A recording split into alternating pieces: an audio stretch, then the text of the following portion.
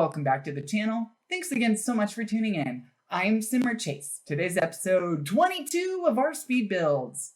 This one's a very historic one. We have the San Jose Sears kit house design. Yes, I'm so excited for this one. It's got 2 bedrooms. It's got 3 bathrooms. It's historically inspired by the kit house design from Sears, Roebuck & Co. And it is modernized a little bit. So it's got landscaping of like a house from like 100 plus years ago, that's just matured. But then it's got some new, more modern touches. And if you'll see actually in the rendering, there's these really fun like copper downspouts and stuff like that, because they were starting to do downspouts in the designs back then. So that was a big plus and an added feature. Whoa! So I kind of wanted to really make that as a point here in this as well. So you would have found this house maybe in like Southern California or Florida, maybe even Colorado. It's New Mexican inspired design plan. So it's just kind of got that sort of Spanish style, Adobe style cross mix. And if you see actually in the rendering, there's this funky little like archway thing that they had that was going to the back. So I ended up going with this beauty because we didn't have we're not able to obviously sculpt any, that's crazy to be able to somehow sculpt awnings or archways or anything. So that'd be really cool, but not something we could do here, and that's all right. So we have the San Jose. Thanks again so much, guys, for tuning in. As always, I'm Simmer Chase. If you haven't yet, please like and subscribe in the links below. And stay proud. Go out and do something magical. And let's go ahead and dive in now. Alrighty, so the San Jose house. I'm so excited to show you guys this one. It was fun to do, and it didn't take a lot of time, but I did spend a lot of time in trying to decorate and getting it together. So you'll see the beginning plan and idea came together really fast. But then I had to cut out a bunch of content, but there was a lot of times where I was just mindlessly going through build mode stuff, or I was trying to go through all the debug options for certain things. So you'll see where a couple times it might cut a little because I'm sitting there going through debug for 15 minutes or something, and I'm cut. So yeah, that's something you're gonna see. But basically what I wanted to do is just kind of give it a really fun, modern, funky color scheme to kind of bring it back home to that Mediterranean, Spanish, Adobe style, and all of those houses I tend to see, especially in sort of the footage that we are lucky enough to see from around the world of those sort of houses, they're very colorful. And the people that live there are very bright and just strong personalities that are just different than what we have here, in the United States. So just very colorful and vibrant communities, even they may have, hardships and troubles, but they're just a very strong group of folks. So it's really cool to kind of be able to pay respect to that a little bit here and kind of think about that and, and how our way of forming of design and sort of Americanizing it a little bit, as we call it, how it ends up sort of diluting the character and quality sometimes in things. So I really kind of wanted to bring it back with a little bit with this design concept. So I decided to actually do a little bit bigger porch. The entryway is the same basically from the plan, but I just really wanted it to kind of have that really fun, grand entry design, which they really scooped up from the Mediterranean concept, because basically this would have been a ranch otherwise. I mean, it just were a little cottage, as they would have maybe called it back then. But now, because of that little portico thing they have in the front, and then some of the archways and things like that, they're just kind of marketing it as Mediterranean. And so then what I did is I ended up going through and tweaking a little bit on the windows and things like that. So I ended up doing custom windows.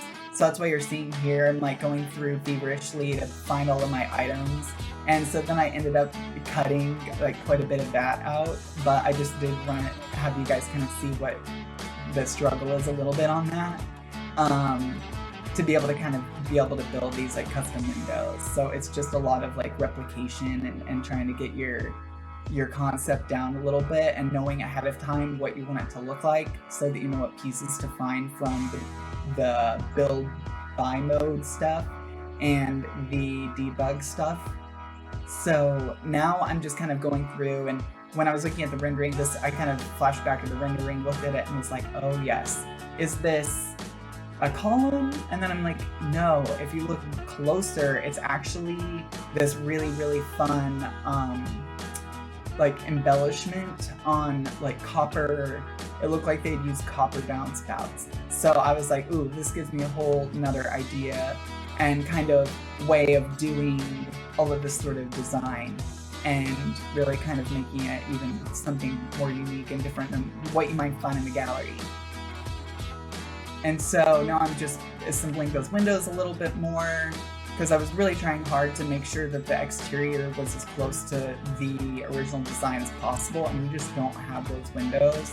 So that's why I was either having to sacrifice scale or design of the actual windows. So what I ended up doing was sacrificing scale in this instance. So some of the windows may be a little bit bigger than what I would have preferred, but that's just sort of the way that it goes with trying to use the build buy objects and the debug objects and then trying to mesh them in with window casings.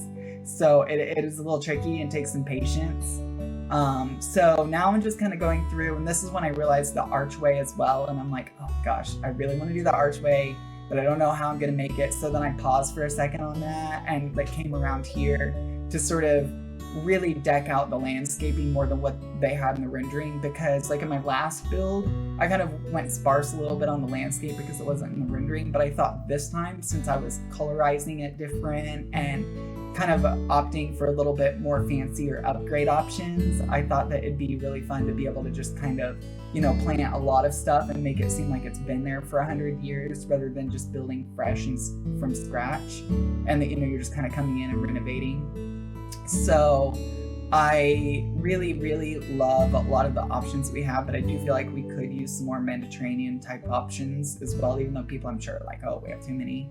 But there's not a lot of items still of any one particular design scheme. So it's not like you can make a whole house out of like Spanish style stuff, because we just don't have enough of everything. So it is kind of like really kind of using the smarts that you kind of have to sort of figure out what really blends well together. So I hope I do a good job at that, and I hope you guys like it, because it's just a lot of fun to kind of, you know, toy with that a little bit and kind of test the limits of the game and how far you can really maximize what content we do have. So now I thought this would be another fun way to kind of bring in that Spanish style, Mediterranean style vibe in the house, is to add all those fun little pieces underneath the windows to make them almost feel like a Juliet balcony. And then because the way I decided to go ahead and do the side there, and I ended up coming in and doing like paver stones and stuff for a car, because I thought that that might be an idea as well, because depending at what time this, like if this was built later on, like late 20s or mid 20s even, they may have had a car, or like some sort of vehicle or transportation they would have needed to park next to the house. And if you look close to the rendering, it kind of had that vibe. So I was just like, yeah, I'm totally gonna put this in because I think it's really cool. And I tend not to do driveways, but I'm getting more into it too. But because usually it takes up a lot of space, but because this house was so little, design size wise, it just kind of like the outside and the way that your eyes can wander, it makes it seem a lot bigger than what it is. But it's really handy because you can definitely keep track of everybody. So I just really went kind of, I actually probably spent more time on the outside of the house in this one than I did on the inside, because it's just a lot different in terms of the plans that I usually do, because I do a lot of huge plans. So then it kind of balances out, because if you have a huge house and then not a lot of yard, then, you know, it's not as much. But with this one I did.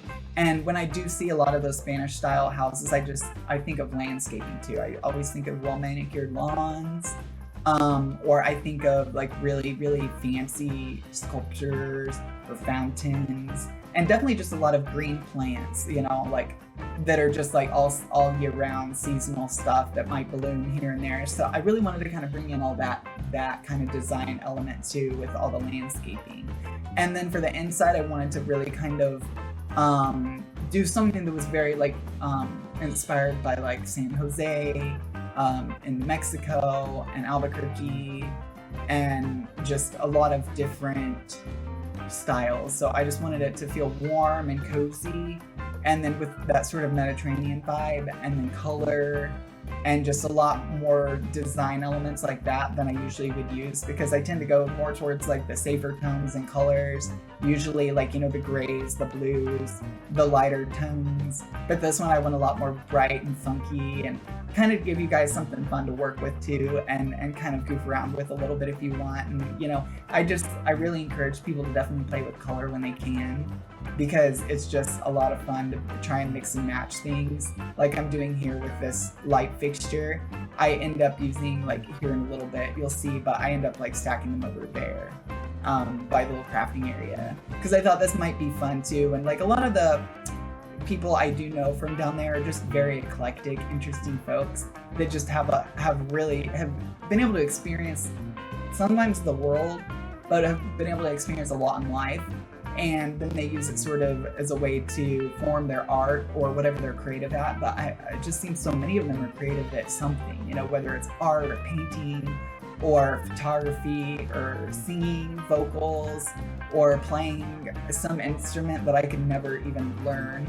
So it's just like really cool, sort of the folks that I know from down there. So everybody just seems to have that creative spark. And so I really wanted to kind of make sure that this house really had that sort of creative gym idea as well in it. So now we're getting in on the last of the bathrooms. I really wanted one for the guests. So that's why we have 3. And then once I got through, I towards to this point of the design, I realized I didn't even have laundry of any kind. And I really wanted laundry. I thought that would make sense, especially since I put a outdoor, laundry line outside. I was like, oh, gotta have a washer dryer, gotta have that kind of stuff. I really wanted the bathrooms to feel really modern, but again, with kind of doing the tile and that sort of thing to give it that extra bit of Mediterranean vibe or Mexican vibe that I know from Architectural Digest or houses I've seen from online or from family photos and people that I know. And I just thought that this would be a really fun way to really kind of express my interpretation of that via the Sims and what it is.